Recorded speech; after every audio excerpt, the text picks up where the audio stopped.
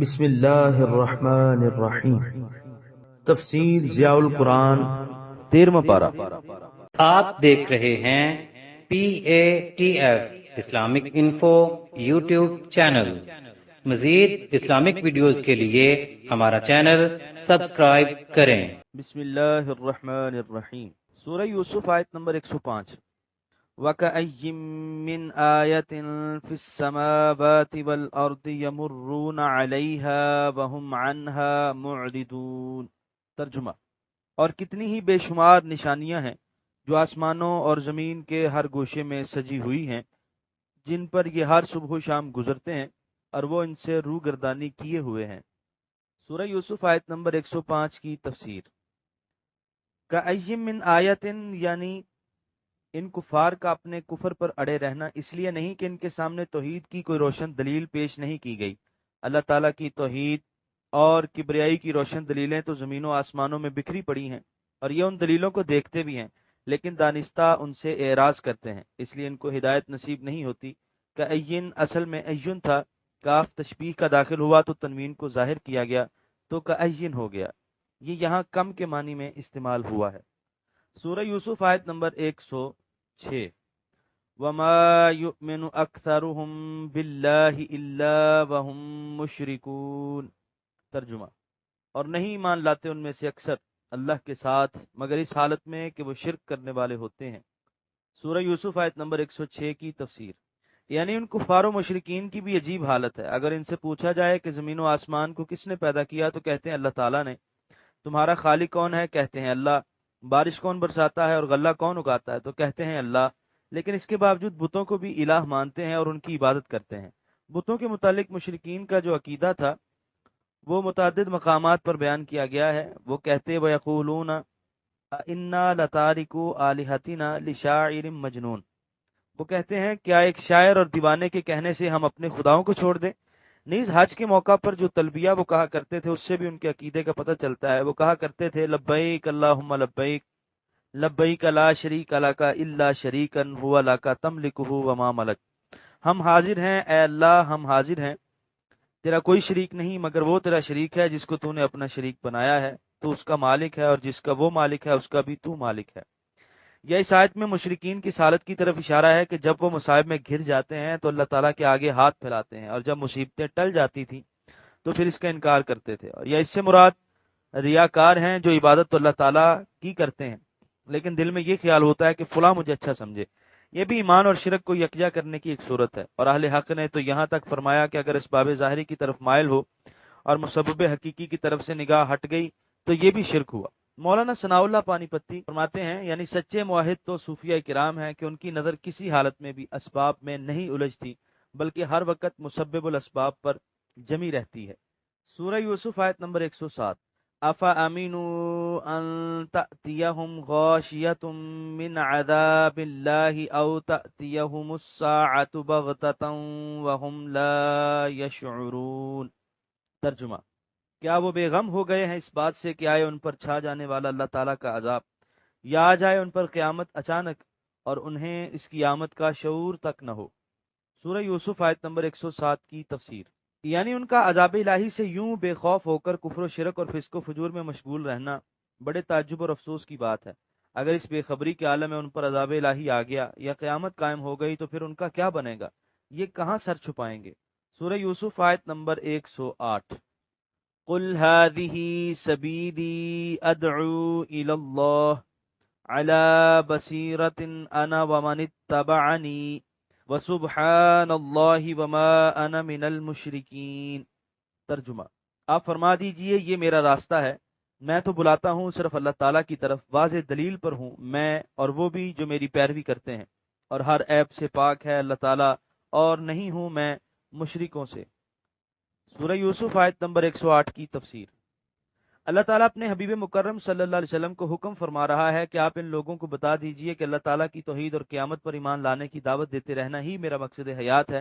میں تمہیں یہ دعوت علی وجہ البصیرت دے رہا ہوں، میرے پاس اس کی صداقت کی روشن دلائل ہیں اور مجھے اس کی حقانیت پر محکم یقین ہے، اور یہی حال ان لوگوں کے ایمان و یقین کا ہے جنہوں نے سچے دل سے میری پیروی اور اطاعت اختیار کر لی ہے۔ حاضی کا مشار الیہ توحید اور قیامت پر ایمان لانے کی دعوت، سبیلی سے مراد سنتی و منہاجی، اور بصیرت سے مراد وہ واضح دلائل اور قوی براہین ہیں جن کے بعد کوئی اندھیرا نہیں رہتا۔ من اتبعنی میں قیامت تک اطاعت و فرما برداری کرنے والے لوگ ہیں، اور صحابہ کرام کا مقام ان سب میں اعلیٰ و برتر ہے۔ حضرت ابن عباس سے مروی ہے کہ من اتبعنی سے مراد صحابہ کرام ہیں، یعنی اس سے مراد حضور کریم صلی اللہ علیہ وسلم کے صحابہ کرام رضوان اللہ علیہم اجمعین ہیں۔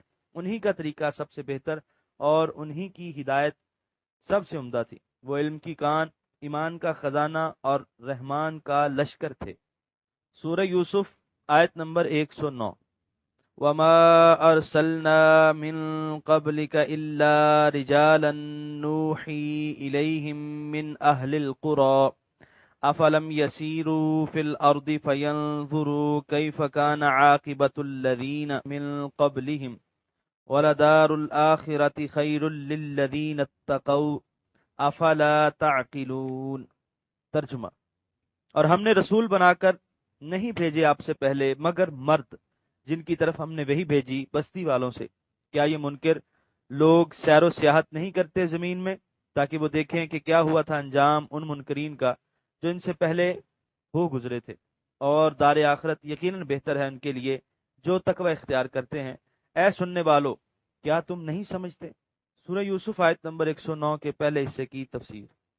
کفار اپنی اس غلط فہمی کا بار بار اظہار کر چکے تھے کہ انسان اس قابل نہیں کہ وہ مرتبہ نبوت پر فائز ہو سکے، اس کے لیے تو کوئی فرشتہ ہونا چاہیے جو بشری کمزوریوں سے مبرہ ہو۔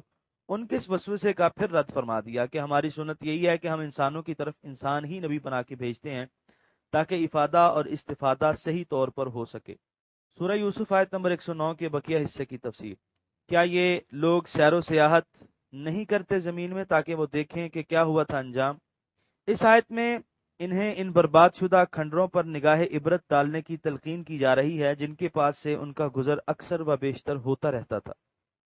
سورہ یوسف آیت نمبر 110۔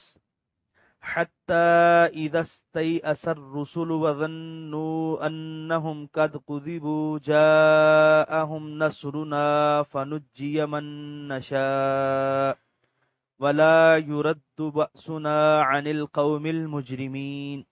ترجمہ: جب نصیحت کرتے کرتے مایوس ہو گئے رسول اور وہ منکرین گمان کرنے لگے کہ ان سے جھوٹ بولا گیا ہے، اس وقت آ گئی ان کے پاس ہماری مدد، پس بچا لیا گیا عذاب سے جن کو ہم نے چاہا، اور نہیں ٹالا جا سکتا ہمارا عذاب اس قوم سے جو جرائم پیشہ ہے۔ سورہ یوسف آیت نمبر 110 کی تفسیر۔ آیت کا یہ حصہ بڑا غور طلب ہے۔ رسولوں کے مایوس ہونے کا مطلب کیا ہے؟ ظنو کا فاعل کون ہے؟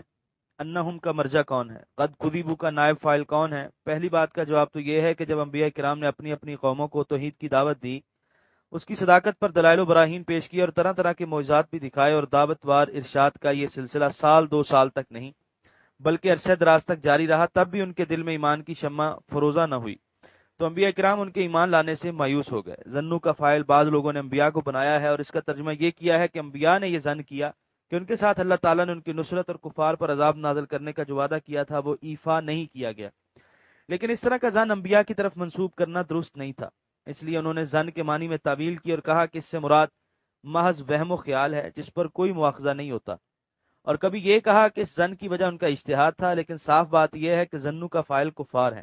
کفار نے یہ گمان کیا کہ یہ رسول جو ہمیں ہر روز عذاب کے نزول سے ڈراتے تھے وہ عذاب کہاں ہے، ہم نے تو ان کی دعوت کو ٹھکرانے میں اور انہیں اذیت پہنچانے میں کوئی کمی نہیں کی، اور اگر وہ عذاب آنا ہوتا تو اب تک آ گیا ہوتا۔ عذاب کا نہ آنا اس بات کی دلیل ہے کہ انہوں نے ہم سے غلط بیانی سے کام لیا ہے، یا جس نے ان سے وعدہ کیا کہ ان پر عذاب اتاروں گا اس نے وعدہ خلافی کی ہے۔ علامہ آلوسی نے طویل بحث کے بعد آخر کار اسی قول کو ترجیح دیا، فرماتے ہیں کہ انبیاء کی تعظیم اور احتیاط کا تقاضا یہ ہے کہ ظن کی نسبت انبیاء کی طرف نہ کی جائے بلکہ غیروں کی طرف کی جائے۔ اب اگر معنی یہ کیا جائے کہ کفار نے یہ خیال کیا کہ ان سے غلط بیانی کی گئی ہے تو اس صورت میں ہم کا مرجع اور کذبوا کا نائب فاعل کفار ہی ہوں گے، اور اگر یہ معنی کیا جائے کہ کفار نے یہ گمان کیا کہ انبیاء سے نزول عذاب کا جو وعدہ کیا گیا ہے اس کی خلاف ورزی کی گئی ہے، یعنی وہ پورا نہیں کیا گیا، تو اس وقت ہم کا مرجع اور کذبوا کا نائب فاعل انبیاء ہوں گے۔ سورہ یوسف آیت نمبر 111۔ لَقَدْ كَانَ فِي قَصَصِهِمْ عِبْرَةٌ لِأُولِي الْأَلْبَابِ ما كان حديثا يفترى ولكن تصديق الذي بين يديه وتفصيل كل شيء وهدى ورحمة لقوم يؤمنون۔ ترجمہ: بلا شبہ پہلی قوموں کے عروج و زوال کی داستانوں میں درس عبرت ہے سمجھداروں کے لیے۔ نہیں ہے یہ قرآن ایسی بات جو یوں ہی گڑھ لی گئی ہو، بلکہ یہ تصدیق کرتی ہے ان کتابوں کی جو اس سے پہلے نازل ہوئی ہیں، اور یہ قرآن ہر چیز کی تفصیل ہے اور سراپا ہدایت و رحمت ہے اس قوم کے لیے جو ایمان لاتے ہیں۔ سورہ یوسف آیت نمبر 111 کے پہلے حصے کی تفسیر۔ درس عبرت ہے سمجھداروں کے لیے، یعنی حضرت یوسف، ان کے بھائیوں، ان کے والدین، اہل مصر اور دیگر لوگ جن کا ذکر اس صورت میں آیا ہے، ان کے واقعات میں ارباب عقل و دانش کے لیے بڑی نصیحتیں ہیں۔ سورہ یوسف آیت نمبر 111 کے بقیہ حصے کی تفسیر۔ اور سراپا ہدایت و رحمت ہے اس قوم کے لیے جو ایمان لاتے ہیں۔ اس قصے کے بیان کے بعد کفار کے اس قول کی تردید کر دی کہ یہ کلام حضور خود گھڑ کر پیش کرتے ہیں۔ فرمایا کہ تم خود سوچو، ایک امی جو لکھتا نہیں پڑھتا نہیں، کسی صاحب علم کے پاس اس کی نشست و برخاست نہیں ہے، وہ اس واقعے کو اللہ تعالیٰ کی وحی کے بغیر کیوں کر اس عمدگی سے پیش کر سکتا ہے؟ یقیناً یہ ناممکن ہے، اس لیے اس قرآن کے منزل من اللہ ہونے میں کوئی شک نہیں۔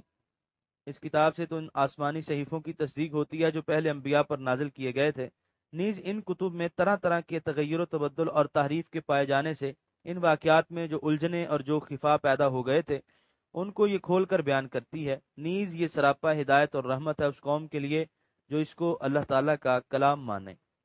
یہاں پر 13ویں پارے کا 6واں رکوع مکمل ہوا اور یہاں پر سورہ یوسف مکمل ہوئی۔